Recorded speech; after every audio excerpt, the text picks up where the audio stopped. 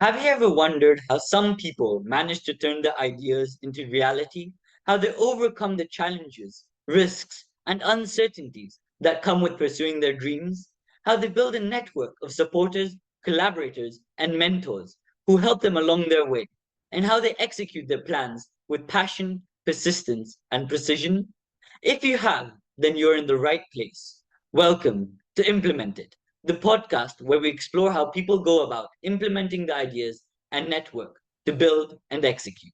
I'm your host, Arya Bantia, and in each episode, I'll be talking to some of the most successful and inspiring people who have implemented their own ideas and made a difference in the world. You'll hear their stories, insights, and tips on how to implement your own ideas and network effectively. Whether you're an entrepreneur, a creative, a professional, or a student, this podcast will help you learn, grow, and achieve your goals. So, are you ready to implement it? Let's get started. Today, I'm joined by Jai Dhar Gupta, an environmental activist and entrepreneur who founded Nirvana Being, Mace India, and Rajaji Biosphere. He's our first guest on the show, so I'm super excited to get this started. He epitomizes what it means to go from problem to an entrepreneurial solution, from collapsing while running due to severe lung damage to bringing Vogue masks and N99 masks to self protection devices and to creating India's first biosphere. It's terrific. Jay, thank you so much for being here. So, Jay, you've It's a had a very pleasure. interesting and diverse background. You have a degree in corporate finance from Wharton and a degree in environmental science from Yale. School of Forestry and Environmental Studies. How did you end up in these fields and what motivated you to pursue these? So, firstly, my degree in environmental science is also from the University of Pennsylvania, from the College of Arts and Sciences, not from Yale. But Oh, it was always, one for the mind and one for the soul. I was always very connected and attracted to nature in all its forms and very curious about it. And still am, at the ripe age of 51. There's just such a mystery and surprise with everything related to nature. I'm still very curious and intrigued by everything nature has to offer. So, yeah, I mean, it was really one for the mind and one for the soul. One had to be done because of societal and family pressures, and one was something that I wanted to do for myself. so you're a runner and a cyclist. How do you balance your passion for fitness and your busy schedule as an entrepreneur? Well, the only way to balance anything in life is to actually do all of it in moderation. So that's what I try and do. Just try and do everything in moderation. Uh, Fitness, health has always been kind of part of my regular kind of schedule to keep me disciplined and whatnot. So I have been, a kind of competitive swimmer for most of my kind of young life, which converted into an addiction for running when I moved to San Francisco, just because the weather and the city itself was so amenable to outdoor sports. Yeah, I mean, just being active is a habit, and it hopefully it'll continue to be a habit. So So yeah, I mean, it's a big do you part of feel my that life. translates into your work? It impacts your mind and your concentration throughout the day? Well, when I'm running in good air, which is high in oxygen, I mean, I get my best ideas. So the brain fires, right? It's like my engine that is crunching it, whatever you want to call it, when I'm running in good quality air. So that's something that I hope to do for the rest of my life. Both combination of swimming, running, and yoga. Oh, yoga as well. Yeah, yoga as Nice, well, man. It's important. I'm not getting any younger, so it's nice. important for core strength. It's important, just to keep all those aches and pains away. So was this something that started after COVID or even before COVID? No, just being active has been a big part of my life overall.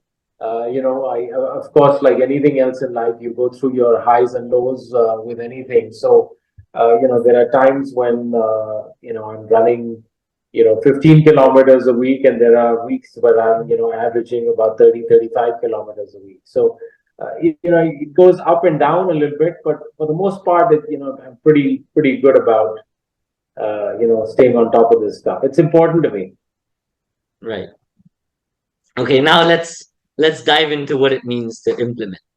So let's start with the Nirvana Being. You're a company that provides clean air solutions such as masks, purifiers, and nebulizers. So what inspired you to start this venture, and what problem were you trying to solve? Honestly, initially I was just trying to solve my own problem. I mean, my lungs were compromised, and I was very motivated to, do right by myself and my micro environment. So whether I was in my car or my office or my home, that's what I spent all my little gym at home, where this kind of covered me for about 22 hours of the day. So I wanted to make sure that that those areas have good air, and then when I was outdoors or in ambient air, I needed a mask to protect Mm, myself. I mean, so it was fairly simple. You kind of figure out where you spend most of your time. And on average, people like me, who don't have outdoor jobs of gardening or being a security guard, or a construction worker where you need to be out all the time. We spend about 22 hours or greater in a day indoors. mm, Whether it be in a car or a home or an office or a gym. The rest of it, 2 hours, is kind of a rounding error. And even if you are outdoors, you can protect yourself using a mask. So there's a solution for everything. And right. I kind of went out. I had bronchial asthma. My lungs were severely compromised. This is in 2013. So I was very motivated to find the solutions. In fact, I traveled to Beijing as well, because just Beijing was just ahead of us in terms of a learning curve. To kind of explore, what was out there, both to learn at a macro level what the city of Beijing had done to reverse air pollution, and also to focus on the micro level. What is the universe of products that one can use, products or solutions that one can use to kind of drive health and safety compliance in an indoor environment. In my Right. micro environment. Yeah. Right. So I mean, I think this whole business of clean air tech or air purification, uh, it was never supposed to be a business. It was really me solving problems for myself.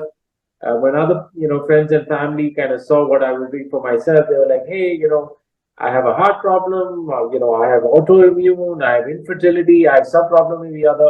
A lot of people were just like, "I have no problem, but this is important. Can you help me with this as well for my home or my office?" I mean, Mm, so what started as more of a personal crusade, kind of started looking like a business, and became a business, because then the enterprise customers got involved. You had a PVR cinema, or a fitness first, or the Quorum Club, or all the hotels that are clients, like the JW Marriott and the Imperial and so on. Everybody jumped in and said, "Hey, I mean, American Express, we've done about 1.2 million square feet for them.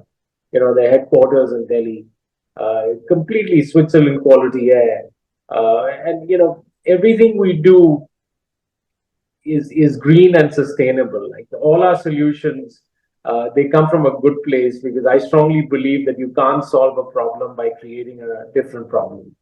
Okay, right. so if you're trying to solve a problem, which relates to health and environment, your solutions have to be absolutely, certified green and sustainable. So that those are the values that we operate with. I think our customers, for the most part, like where we come from, like our values. We're very, very out of the box in the way we think. I don't know if you're aware, but we've actually domed the first school of India. So the RD school in New Delhi, in New Friends Colony, if you can imagine a dome on Mars, we kind of domed the entire school. We closed out the entire school and we pump in, this oxygenated filtered air into the central dome and create a positive pressure, like a balloon, from the Yeah. inside. So the kids are, just breathing air that is absolutely pure and full of oxygen. So, it's a great environment for learning. I mean, heck, if I was a child again, I would like to be at the RD school, just because it's a phenomenal environment and actually would give a child an edge as well to compete.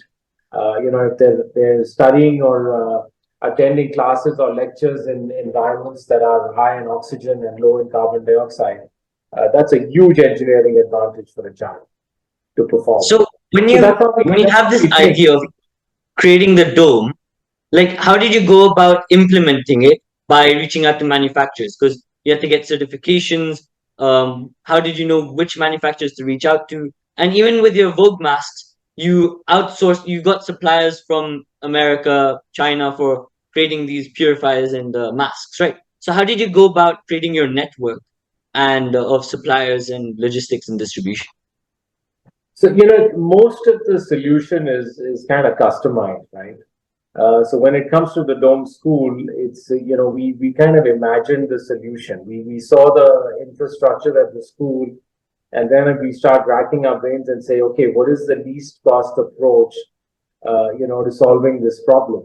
And we built it. I mean, it was a customized solution. We kind of did some basic calculations on the volume of air inside the school. We wanted to, pump enough air into that dome so that the entire volume of air inside the school gets pushed out every 30 minutes.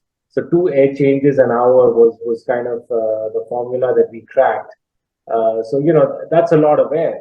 That we're kind of pushing through our system. So, it's a whole lot of engineering and design. But, initially when we started, we had a lot of partners who we depended on for the technology or the secret sauce.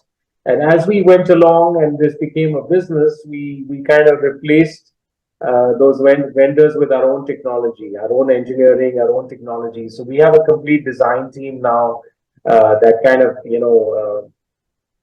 visualizes, imagines, engineers these solutions, and then we execute on them. So we're not really reliant or dependent. Yes, we are. We have different technology partners because not we come across all kind of environments. So we have different technology partners who are constantly in talks with us, who are also evolving and doing R&D and kind of improving on their solutions based on our feedback. But for the most part, I mean, the secret sauce now rests with us. We know what to do, we know how to do it, we know what we can deliver. I mean, any micro environment indoors, we can easily, deliver, 95, 98% reduction in PM 2.5 levels from ambient air. So essentially, we can create Switzerland anywhere. You give me a micro environment, as small as a car cabin and as large as, I don't know, an indoor stadium or a terminal at an airport, I can create Switzerland quality air anywhere. Okay. And is that's precisely what you're trying to do with your Rajaji Biosphere, right? Instead of encapsulating an area with a dome, you're trying to create an open space using forests and Mother Nature to rejuvenate the air and pollution. So, can you tell us a bit more about your latest venture? Yeah, so I mean, essentially, after 10 years of activism and watching kind of the Delhi government and the central government dance around the subject of air pollution, I've kind of come to the realization that, any reversal in air pollution or air quality, any improvement, uh, it may not happen in my lifetime. And, I'm sad to say that, things actually may get a lot worse before they get better. Okay. So, I decided to shift to plan B, which is kind of, set up my own little place in nature outside the airshed of Delhi. And one of the things that you would keep me up at night because I love the forests and going out on safaris and so on. I've spent a fair bit of my childhood in these tiger reserves and national parks. Trying to get a peek at some of these beautiful animals. And one thing that was always worry me or scare me or was that these habitats are not going to be around when my children grow up or my grandchildren grow up. Like, how do we protect these habitats? Mm. So the biosphere kind of came up with, as a result of that. I wanted to create a living, working environment for myself that was pure, that was simple, that was just, had the best quality of, air, food and water. I wanted to, have it in a place where in the buffer zone of a tiger reserve or a national park where I would kind of become like a chowkidar of the forest. Kind of like a similar concept as private forest reserves in Africa. So you have the government forest and then you have private Mm. individuals who buy private lands in the buffer zone. And it's the forests are contiguous with the national park or the tiger reserve because the animal doesn't know where the boundary of the government forest ends and where the private forest reserve starts. So this is it's the Rajaji Biosphere. We've been working on it for 2 years. It's a rewilding project. Rewilding means that a land that was once a forest, when you take it back into a state of forest, it's called rewilding. The other goal that I have at Rajaji Biosphere is coexistence. So I'm creating a little commune for environmentalists like myself to come and work there. I want to invite people from all over the world who are experts on subjects like soil restoration or beekeeping or documenting species of birds or insects or measuring the ecological succession, experts on increasing the bird life and biodiversity in the area. So it could be anything. I mean, the environment and nature is such a broad subject. But essentially, I'm creating a space for people to come and work, share knowledge, connect with nature, be with nature, um, yeah, and live with the sensibilities and the sensitivities of nature. So yeah, I mean that's what the Ragati Biosphere is. It's very very exciting. We've just planted about 3,000 trees in the month of July, possibly another 1,500 to 2,000 trees to go, which should get done in the next 15 days.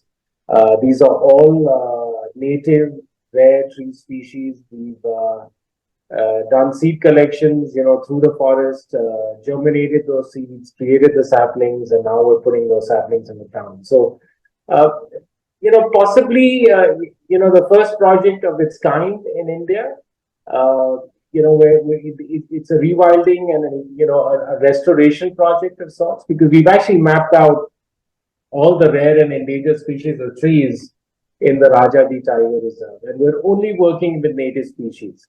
So Mm. we're not planting any trees that are non-native to the Rajaji Tiger Reserve. So it's a huge inspiration for this came from the movie Avatar, the first one. So I'm really creating my own Pandora.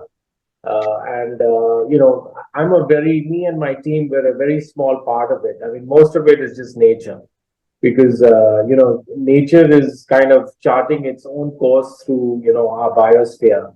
And, quite frankly, every 4 to 5 days that I travel over there, I see amazing different things. So it just blows my mind.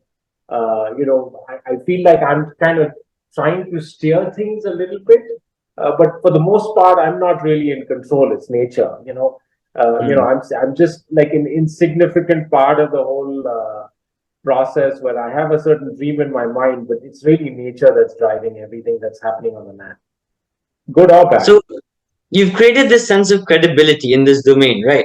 And that's how you're able to, even for like acquiring land, getting permits, and drawing in experts from around the world, because you have this credibility that's associated with Jai Dhar Gupta, you're able to do all of this. How does someone who has an idea of doing something similar go about doing it if they haven't created that sense of credibility, but they want to make an impact? It would be really, really hard because, anything to do with wildlife and our forests, of course, there's a lot of skepticism. Everybody looks at you like you're a thug or a hunter or a poacher. I mean, we're talking about a tiger reserve where there's elephants and leopards and tigers and everything. I think, what I have done as an environmentalist, whatever little bit I've done as an environmentalist, I obviously have some equity. So when I meet with people, in Uttarakhand, part of the forest or any other department, that equity has really served me well because trust me, when it comes to our wildlife and our forests, the forest department wants to build a wall that is, going to touch the blue sky or something because they treat everybody, with suspicion as Mm. to, what's the angle, why do you want to do this? Why are you here? Why have you bought land here? And trust me, when I'm surrounded by hunters or who were hunters. I'm the only guy there who's kind of, speaks a different language. And it's been very interesting. It's been very interesting, I sit on, the biosphere sits on a riverbed. It's the Ragati River for the most part, 10, 11 months, non-monsoon time. It's dry. It's a 250-meter wide riverbed. So it's quite majestic with white sand and down stones. There was a lot of mining going on that river, illegal mining, Oh, by the villagers and the thugs around. And ever since I've kind of moved in, a lot of that activity has stopped because now they know there's an environmentalist in the area who's connected, to the higher ups in the system and whatnot. So, it's nice. I mean, it's nice that I didn't, have to actually get into conflict because that was, that could so easily happen now because, people whose livelihoods are tied to the forest and we always view the forest as a, treasure that everybody can go in and loot. That's the view for kind of 80% of the population of India. The fact that those guys stopped on their own, once they found out that this guy is an environmentalist and he has, access to people in government. I mean, thank the heavens. I mean, that's why I'm there, to be a chowkidar to the forest. That's certainly one of the goals, grow the forest, protect the forest, create livelihoods and incomes for, the larger community of people around me, for the villages around me. So, there's so many goals that I have. But one day at a time, this is a passion project. I'm not willing to take any shortcuts or whatever. And, also it takes years to grow a forest. It's not something I can do in 2 or 3 years. Just, rewilding just doesn't work like that. I think it's going to take 4 or 5 years for us to see some results. mm. Would And you I'm say already 2 years. networking is very important for creating a successful venture or business or implementing your idea? How would you rate networking? Look, you have to bring everybody along, right? You can't work in a silo, especially it could be anything. I mean, whether it's my clean air business or the biosphere, without getting out there, without meeting the right people, without getting their buy-in, you will keep hitting obstacles all the time, even with your own neighbors, wherever you are, whether you live there or in the case of the biosphere, all the neighbors that I have, I mean, I have to make peace with them. They have to like me, I have to like them. Otherwise, it's just going to be frustrating with kind of problems every day. So, absolutely, networking is important. I mean, even my first time that I reached out to the forest minister of Uttarakhand. I mean, you have to reach out to people to do stuff to make things happen. You can't expect the system to come to you. And the forest minister kind of saw the merit in what I was doing, reviving rare and endangered species of a tiger reserve, which nobody had the knowledge what those rare species were. Making a seed bank, creating saplings, creating a nursery that's going to constantly feed, become a feeder, for the entire tiger reserve for those species of trees. I mean, this was stuff that the forest minister was, couldn't even believe that amount of work that had already been done and the vision that I had.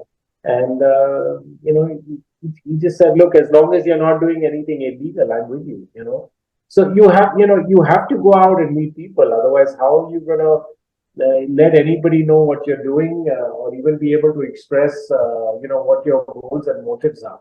And the Right. same thing with the villagers around me. Everybody must feel like something is good is happening for humankind. The immediate community and larger humankind. So once Right. first they were questioning, what the hell is this crazy guy coming here and doing? Because everybody wants to plant mango trees or something of commercial value, and I said, hey, I just want to plant a jungle, and they were like, okay, what's his angle? What's he trying to do? And then I started, creating all these contours on the land to harvest and stop the rainwater to recharge my own groundwater table. So they couldn't understand, why a perfectly flat land was being ruined by digging, making all these holes and depressions and whatnot on it. So, everybody looks at you with suspect, and then you need to start communicating your dream and say, okay, this is what I want to do. This is how it's going to help this whole community. This is how it's going to create jobs or opportunities for people to come and learn and grow with us. Because that's my goal. I mean, I like the forest because it's limitless. It's an opportunity for me to learn and grow for the rest of my life, whatever years I got left. So, yeah, I mean, you have to network. It doesn't matter, you have to network with in the case of the forest, I'm connected not from, to the forest minister at the top and to the forest guard at the bottom. I work with everybody, and I have to communicate with everybody.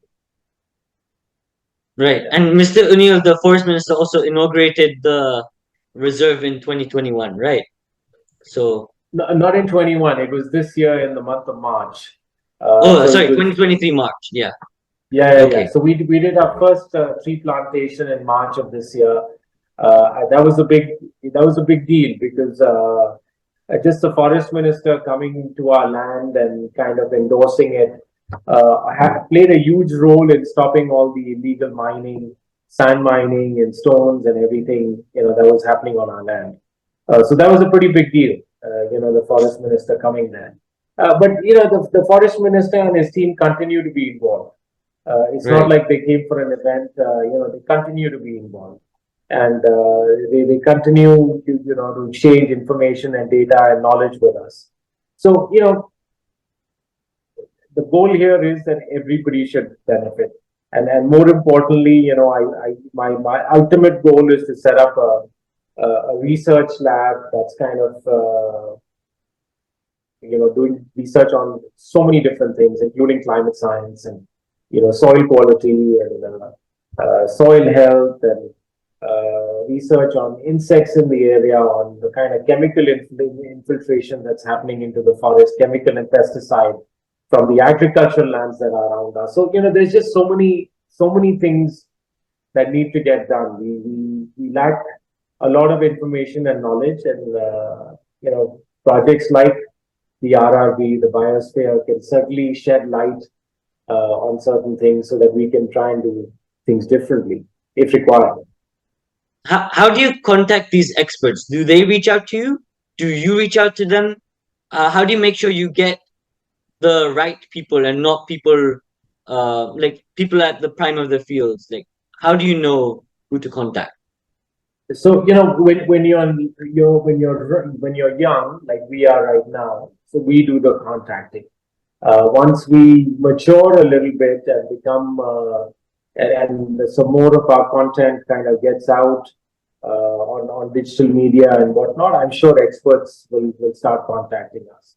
But we're Right. still at a stage where we're reaching out to experts and saying, hey, come and visit with us, share with us what you know. Our goal is very simple. We want to knock the biodiversity out of the park in this region. I mean, we want to see ecological succession like how. And to be honest with you, where we're located on the edge of the forest is doing everything naturally. I mean, that's why we say, nature is so powerful. Nature will find a way because for the most part, nature is creating its own path. We're only kind of steering it a little left or right as required. I mean, because to give you an example, I mean, there are a lot of non-native species that have invaded our land. Okay, Mm. there's an asparagus grass which is useless, and it's a non-native species. There's a species called lantana, which is again a non-native species, and it has the ability to take over. I mean, in fact, almost all of our forests in India have been consumed by lantana. So these are species that we have to keep weeding out. These are non-desirables. So what we are trying to create is a pure native forest, which is not easy to do because nature will also throw in all the undesirable stuff. And most of these things are actually pioneer species.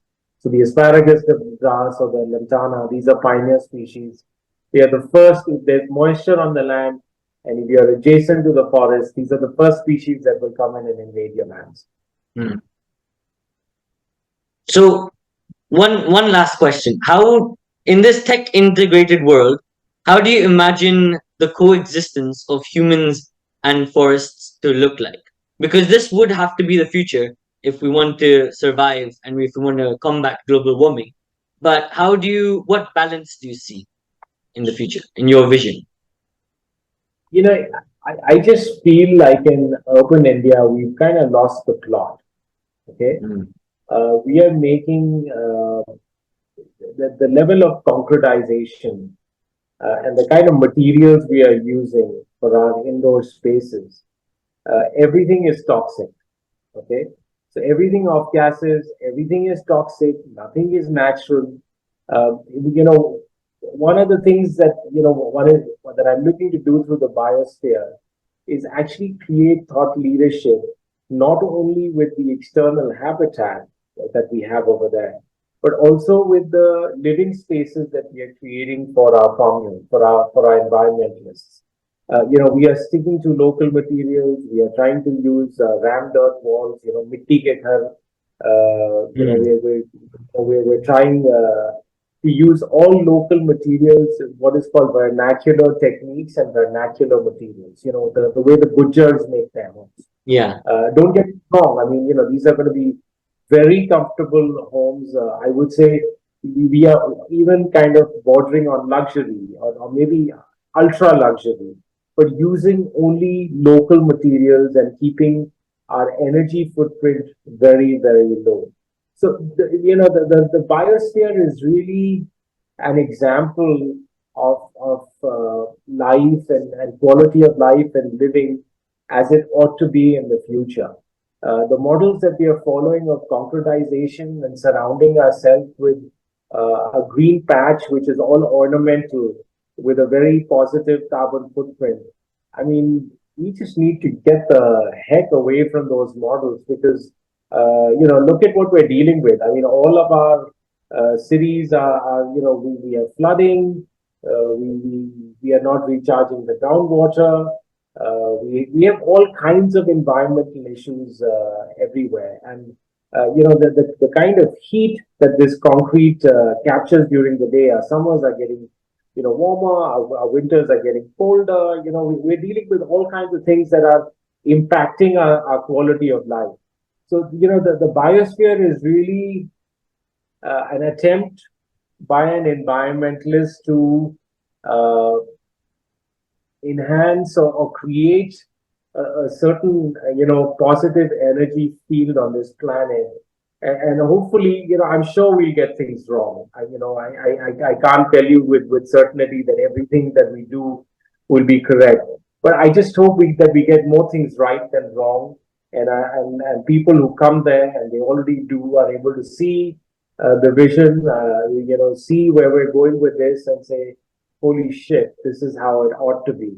This is how it was 100 years ago, and this is how it ought to be. So that's what I'm doing. I'm just going back to the basics.